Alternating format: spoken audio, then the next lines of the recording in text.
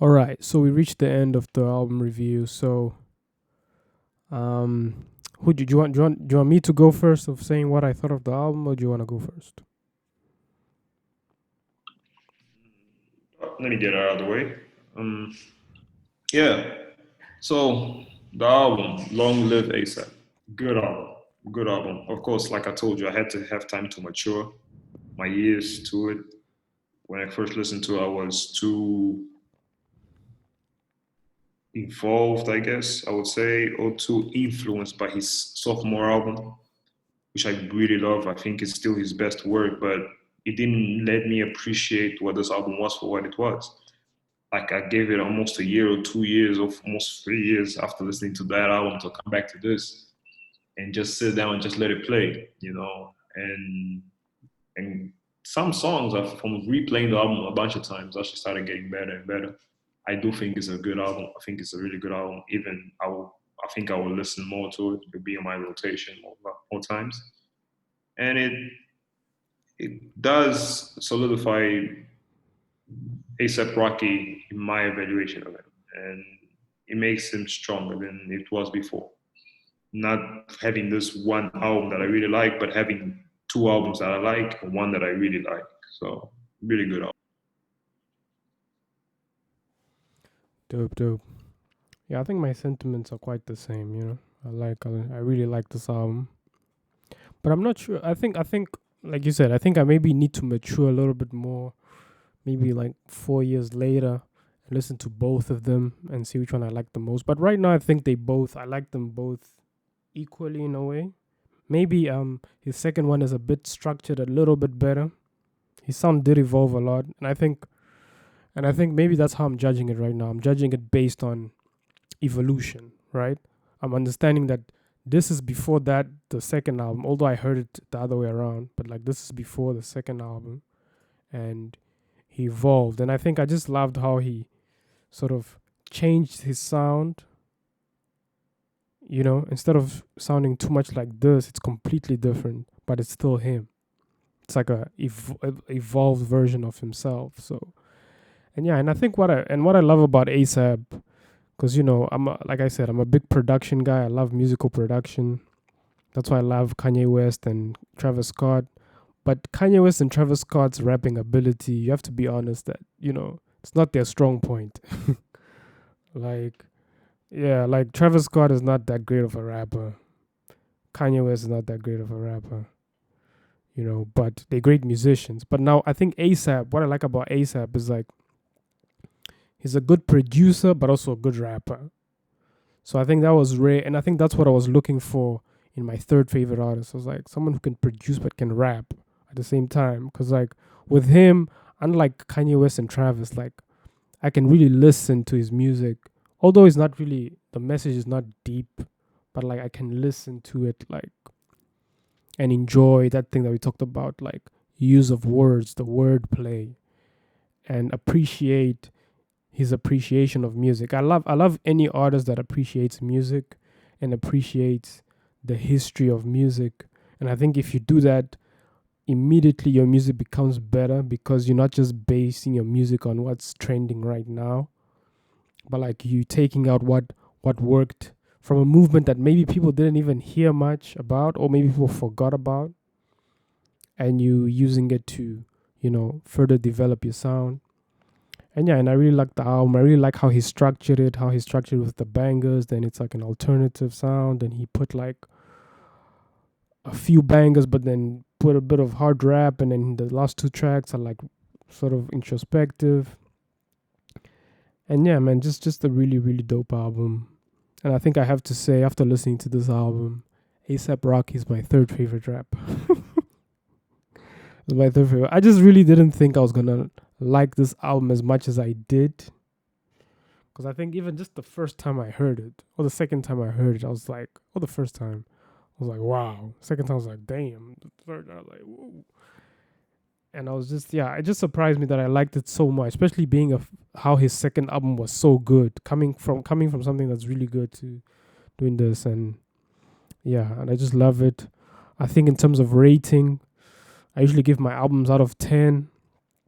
I'm gonna give this one 9 out of 10.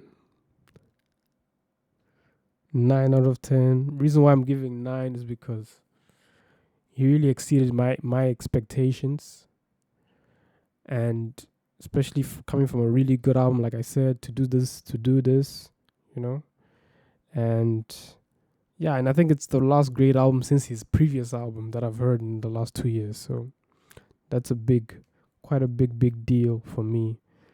How would you rate this album out of 10? Honestly, Oh, that's tough because I would have to ask myself how do I rate your the rating second system. album? And if we are talking about 10, the second album, I'm leaning towards an 8 to a 9, a strong 8 to a 9. And I don't, I, as much as I like this album, I don't think it's better than the second album. So, and I don't like using sevens when you rate it out of 10 because it seems like a cheat. You're like what? I don't like usually rating things 7 because it seems like you're cheating because with 7, you're kind of on the fence. It's not good. It's not great. It's not bad. It's just. But I think 6 is that. yeah, the thing is, 6 is bad because like if you rate something 6, you're like 6. What didn't you like? But if you rate it 8, it's kind of almost great. So I don't like rating 7, but I think I would have to give it a 7 just because I think his second album leans up to a possible 8, a strong 8 to a weak 9. But I think 9 will be pushing it. There's just albums that I rate more than his second album, and I think those are 9s. So I would say a strong 7, All right, dope. a 7 plus, if you will. Yeah, dope. No, I think albums as well. Like your rating will always change. Not even your rating. How much you like it can change over time because it's also a bunch of things. It's like how well does that album age, and some albums you might not like it now and like it later. Some albums you might like it now and later you don't like it anymore. So yeah, so dope rating. But one question I want to ask you though, just to end things off, is like all those four rappers that we spoke about, right? Kendrick, Drake, and J. Cole, right? All those three guys, if you talk about rappers, they're really on a very high level. They're like top rappers amongst the hip hop community, right? But like for some reason, like you said, we feel like ASAP is not quite there. So like what do you think he did wrong? And I think he's sort of going a little bit more down these days, but what do you think he went wrong to not be able to reach like those very high levels of like J. Cole even and Kendrick's and Drake's? Um, that's a good question. It's a tough question to answer because honestly, I think he does at least his second album is better than I would say at least one of all those three albums. I think J. Cole, Kendrick, and Drake. I think that second album of his can be better than at least one album in all of their catalogs, and that should say something, and it does. Um, where I would where I would pause is that one thing that I have to do is he has another album, right? I think is it Testimony. The latest one, Testing. Testing. I think it's testing where he left the sequence of naming the albums like with the Three words. punctuality and the ASAP on it. But I tried listening to the album and I didn't like what I heard. Have you heard the whole album? No, I don't think I did this. I don't even remember because when that Praise the Lord song was when I actually did eventually come around to it. I listened to it. I saw a video. I'm like, I'm like, yeah, all right, sounds cool. Let me try to listen to it. I didn't love it. I thought I would. I didn't love it. And I tried listening to the album and I didn't like it. Like maybe perhaps it's the same story as Long.Live.A AP, where my ears just weren't ready.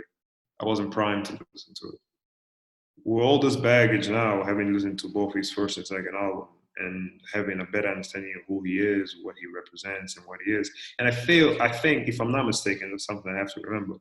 When that album came out, I think it was after one of these group members died. One of the members of the ASAP passed away. I think it was after he passed away, if I'm not mistaken. No, we're testing. Yeah. No. He passed away 2016. Testing came out 2018. Yeah. Yeah. So he had passed away already. Quite a long time. I think he passed away by. Yeah. He passed away. Yeah. I don't know how much that affected him because the whole ASAP mob thing kind of faded away after that. It's not as strong anyway.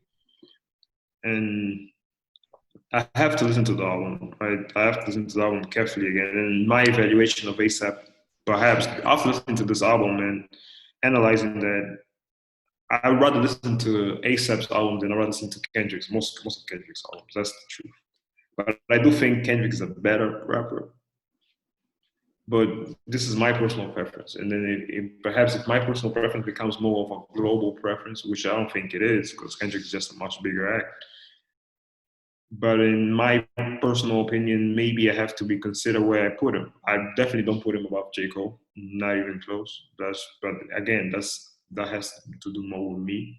And I think Drake has individual songs. I don't think Drake has great album, but he has individual songs that to me are just so great, and he speaks so much. And then, what individual songs by Drake do you love? Just to name like 2 or 3. Marvin's Room. Yeah. The collabs with Jay-Z. I think the one from his first album, getting all the names. Then it's like that Windows 7. Windows 7. It says Windows 7 at some point. Yeah, there's songs that I really like, and this has to do more with me than I think with people. There's a song, "We'll Be Fine." I just love that song. I just love the vibe of that song from Take Care. I love that song so much. We'll Be Fine. Yeah. I actually haven't heard Take Care yet. I've only heard Thank Me Later by Drake. Yeah. Do you know what's the irony of you? Sorry to overspeak. Do you know what's the irony about you not listening to Take Care? The biggest irony. I don't know if you know this. I know. Take Care was probably co-created by one of your favorite artists. And apparently he had a hand in almost all the songs. So I'm like, if one album I expect you to listen to Drake will be Take Care, just because of the Weeknd's influence throughout the album. But even though I don't like the song with the Weeknd, but I don't like the Weeknd much. Weeknd's music it's just tiring to me. But it sounds like one song made multiple times. I'm like, come on, dude, come on. I understand having a sound, but I think it takes it a bit too far having a sound. Every song at the same time. All right. But no, but to me, Drake to me is the more. I do really like some songs of Drake that like I just hold it. I just like it. I just like them a lot, and maybe it's the guilty pleasures. But I really do like some songs that he's about, and I think he's a great musician. I think Drake is a great musician, and almost everyone will say, a lot of people know, but a lot of people say Drake like doesn't have a great album or classic album, but he does have some great songs. He does have some great songs, and the list is probably rather long than that, but then I have to look at it to remember everything. I don't have everything all. Yeah, not just a few. I go to Apple Music, I go to the Drake profile, and just let myself go and play some songs in there. All right. No, but I get you. So one of my favorite Drake's verses actually comes from the song with 2 Chainz. No lie, I love that verse. I recite that verse a lot of times. Which song? No lie, it's a 2 Chainz song. Oh, No Lie, yeah. It's quite an old song, huh? It's such masculine toxicity, but I love it. Like, just love it. It's just love it. Like, some misogyny. The ladies won't be happy. It's a guilty pleasure. Like I say, it's a guilty pleasure, but I think they get it. I mean, ladies have their guilty pleasures as well. You know, we're living in an era where I think the biggest song in the world currently is WAP, and it's the case for it's a lot of debate for non-rap listeners because for us rap listeners, it's no surprise. We used to it. We know it's a part of hip hop, and we accept it for what it is. And as well as the misogyny from some rappers. You just gotta listen to Future for a few minutes, and you get the misogyny. But we accept it. We don't glorify it necessarily. We accept it for what it is, and it's a part of culture. Sometimes it's just you dance and then you get lost, and it's what we are. Who the people that make the music not necessarily who we are, but it's the people who make the music are, and we vibe to the music. It doesn't necessarily define us or say that's who we are as well. I think we're more complex beings than that. And I think it's unfair to put a whole culture or people tied to one song. It's short-minded. Even if I dance to it, it's short-minded. Then, yeah, it's vibey. You have to have a little certain level of maturity to listen to it. But I guess the artist can be blamed for everything that you do because of his art. It's your choice at the end of the day. But I think with female music, it's more like they just turning the table around. Like the things that guys said, now women are saying it. Like your Doja Cats and Yeah, it's not new. they're just flipping the table now. Like they say the They were doing They were doing this. Girls, women. Do you know Lil Kim? Go listen to Lil Kim. Yeah, Lil Kim. Yeah. That was really graphic stuff as well. That was really graphic. It wasn't as big, perhaps. I think now it's just bigger, more mainstream. But it was always that, And it is what it is. But the sad thing is, people trying to say how dumb and all other things about the woman, which I think, and a lot of those comments usually divert to kind of a racist narrative. And they say, black people are being put back by this. I mean, I can't be responsible for what Cardi B does as a black man. She's herself. And she's not only that, she's an artist. She's making the music. She's, in art these days, it's sad, but it's unfortunate. Art is a business, and it has to sell. So, we get it. True that. But yeah, like, back to the point about ASAP. I think you sort of answered it a little bit, but I'll say with me what I think he went wrong with is, as much as it sounds bad, I think the fact that he didn't box himself on who he is, I think was ultimately what didn't make him be as big as maybe I feel he wanted to be, right? I feel he wanted to be.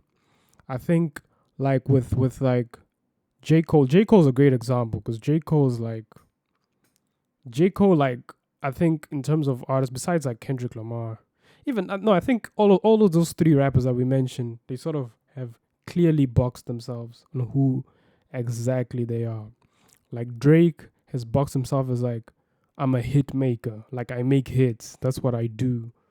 Like I'm not trying, although he wants to win a Grammy, but like he knows that like getting the numbers and beating those records of streams and billboards is more important than, although like I know he wants it, but like it's more important to him for the music that he wants, that he actually makes, to be able to get a number one in the Billboard 200, right? Hit maker, just make hits after hit after hit, and he's extremely good at that. Like you said, I don't think there's anyone who doesn't at least like or love 3 Drake tracks.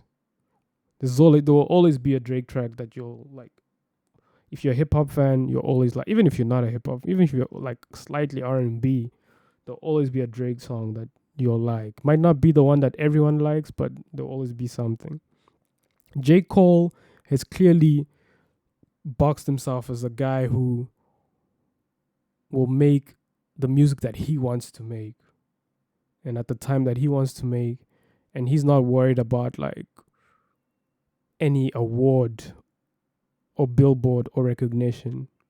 And I think that freedom that he has sort of made his music better in a way, where you can sense he's not trying to get the Grammy or trying to get the Billboard Hot 200, but he's trying to make everyone listen to his message, but without trying to get all those awards. So he won't like make like a.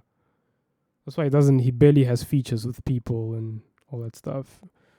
So he's like an independent rapper who went big and became popular. Kendrick obviously is the guy who, he's the awards guy. He's the Grammy darling. He's that guy who, does the songs that push artistic boundaries and who will be artistic, but then sometimes he can make a hit song here and there, but he'll never lose the art aspect of his music, right? And with ASAP, I felt like he wanted to do both. He wanted to be artistic and make hits at the same time. And I think it's very hard to make both, right? And I think even with Kendrick Lamar's hit songs, like some of them, like they don't even feel like hit songs. Like All Right just has like a nice beat, right? But then the message is really deep.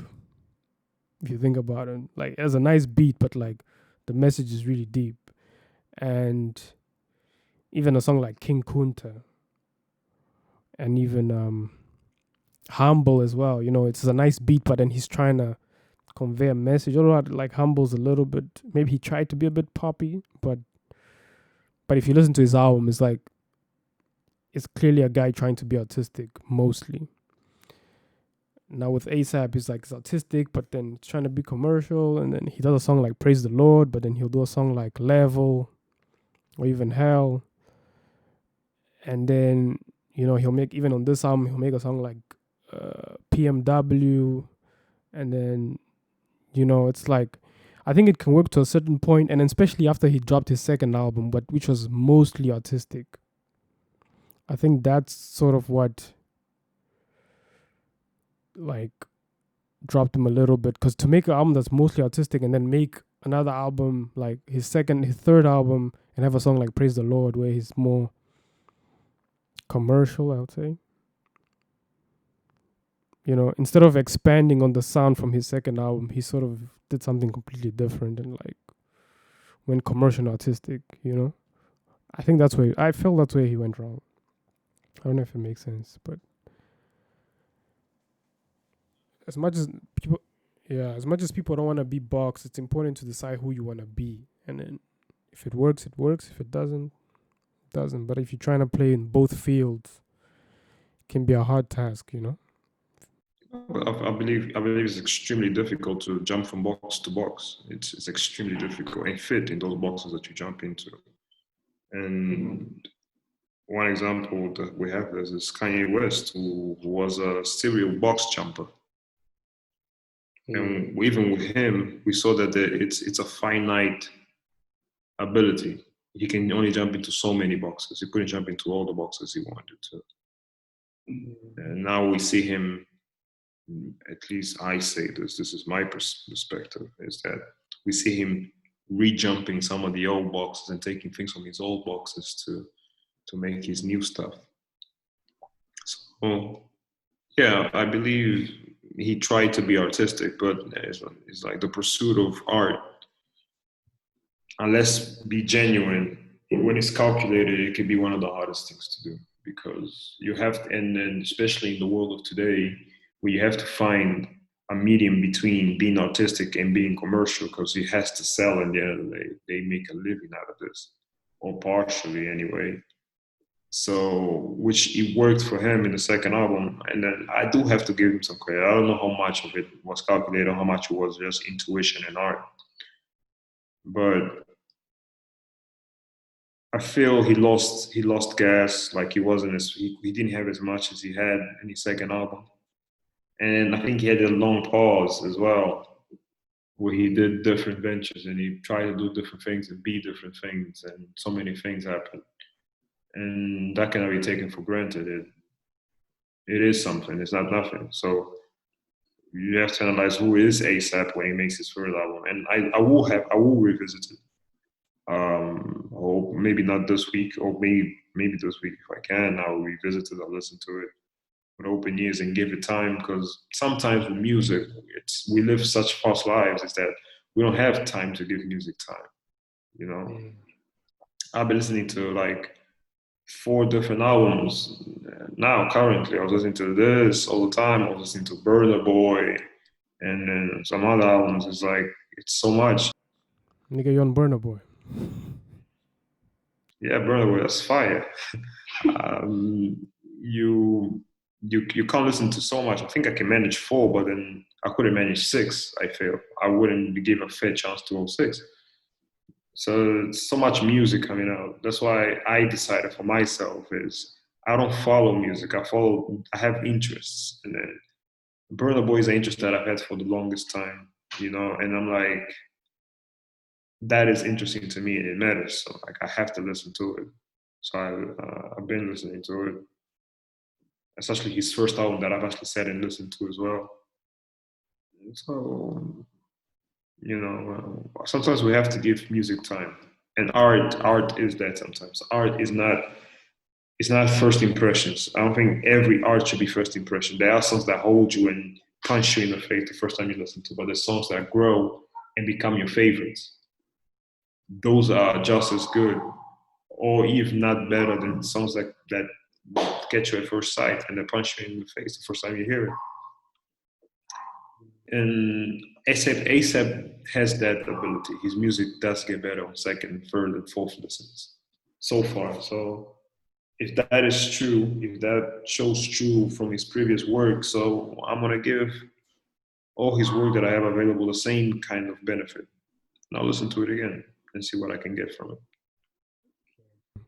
Yeah, I'm gonna give it like a young, maybe 2-year break.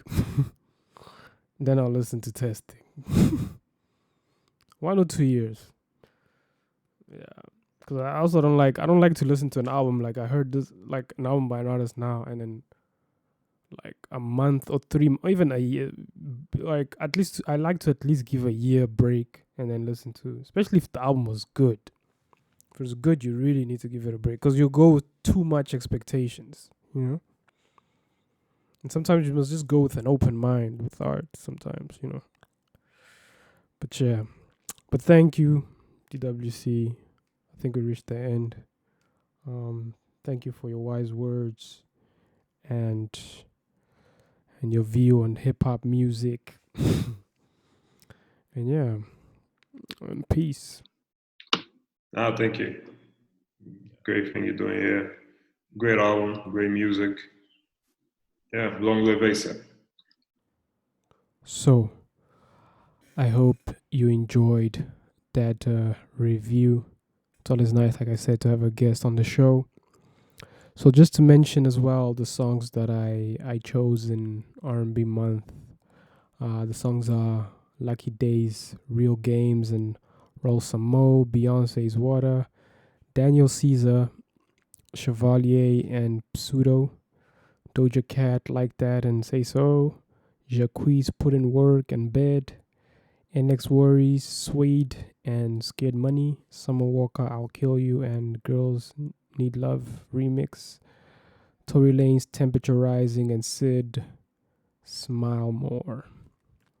And like I always do now, I have a playlist of all the songs that I heard in this month, in this R&B month. Just check the description on top of the podcast. Next album we're reviewing, like I said last week, is Awaken My Love by Childish Gambino. Really excited about that one as well. An artist that I sort of, transferred genres, from hip hop to R&B. So that will be interesting to hear. And the next episode will be tackling rock and metal on the rock month. Any type of rock music, alternative, metal, rock. It's always interesting. Check out what the rock stars are doing. And I'm excited about it. It's tough, but I'm excited. It's tough though, but I'm excited. And like I said, we're also going to have a bit of a break where we're going to because of the way the month is structured, we're not gonna have a podcast next week. So that'll give me a bit of time to listen to a bit of more rock music, because it's tough to choose rock music these days, and also just to listen to Childish Gambino's album. Probably be done with it quicker, and as well, you know, yeah, just a young break from the weekly stuff. But yeah, so I hope meanwhile you guys are staying safe, taking it easy, and I hope to see you guys on the next episode. Peace. And as well, before I end, there's a new outro. Check it out.